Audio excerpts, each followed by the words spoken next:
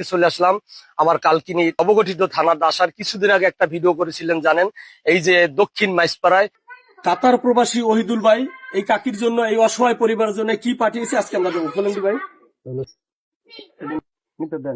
এলো এক পদের সেমাই, এলো আর এক পদের সেমাই, দুই পদের সেমাই। তারপরে এখানে আছে পেঁয়াজ, তারপরে আছে রসুন, তারপর আছে মিঠাই, তারপর আছে চিরা, তারপর আছে চিনি 2 কেজি চিনি, তারপর আছে ডাল, তারপর আছে ছোলা বুট, তারপর হলো আছে আলু, এলো 5 কেজি তেল। দেখি মালটা রাখেন, মালটা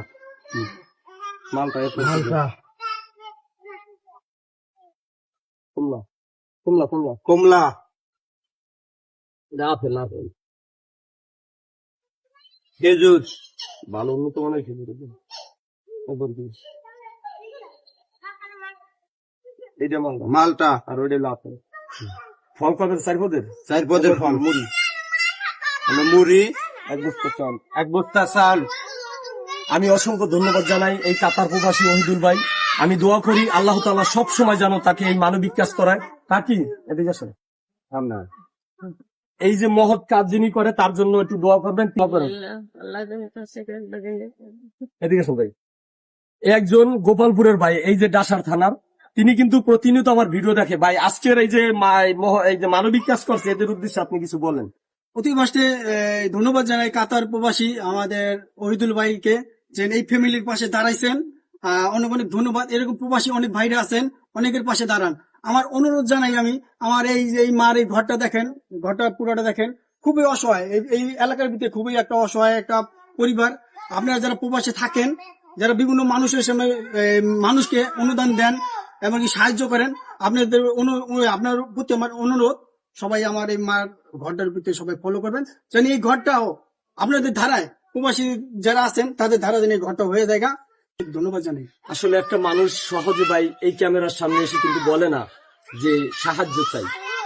যখন তার কিছু থাকে না, যে আত্মীয় স্বজন মানে নিঃস্ব হয়ে যায়, তখনই কিন্তু সে আপনাদের মানুষের কাছে। আজকে আপনাদের সাথে বিনয়ের সাথে বলবো ভাই, মানবিক কাজ এই পৃথিবীতে আমরা কতদিন আর থাকবো। আজকের এই ভিডিওটা আমার জীবনের শেষ ভিডিও হতে পারে। আজকের ভিডিওটা যে এই মানবিক কাজ করছেন, আজকে এই রমজানের পরে রমজানের শুরু থেকে প্রত্যেকটা অসহায় মানুষের খবর লইছে যে কোন এলাকায় অসহায় মানুষ না খেয়ে আছে, কার বাজার নাই। মানে আরো একটা জিনিস দিয়েছেন ওহিদুল ভাই, 1 কেজি গরুর গোশের কথা বলছিলেন।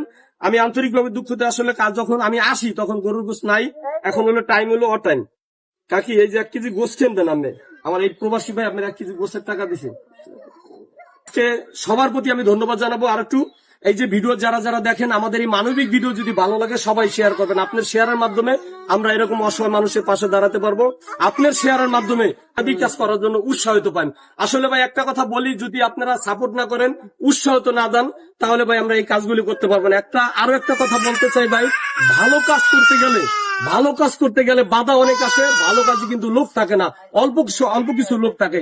এই অল্প লোকের মধ্যে কিন্তু সাহস শক্তি থাকে, কারণ সততার মধ্যে। এই পৃথিবীতে অনেক মানুষ অনেক টাকা কামায়, আমার এই ওহিদুল ভাই কিন্তু টাকা বেশি ইনকাম করে না। এই রমজান আসার সাথে সাথে অনেক অর্থের অনুদান দিয়েছেন। আমি অসংখ্য ধন্যবাদ জানাই প্রিয় ভাই। ধন্যবাদ জানিয়ে আমি তাকে শেষ করতে পারবো না। তিনি যে উদ্যোগ নিয়েছে এই কালকিনি উপর জেলায়, শুধু ডাসার নয়, কালকিনি উপর জেলা 17টা ইউনিয়ন, এই 17টা ইউনিয়ন তিনি মানবিক কাজে উদ্যোগ নিয়েছেন।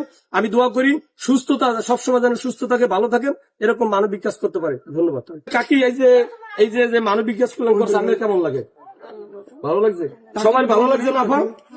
সবাই দোয়া করেন ভাই যেন সুস্থ সুন্দর ভালো থাকে প্রবাসের বাড়িতে।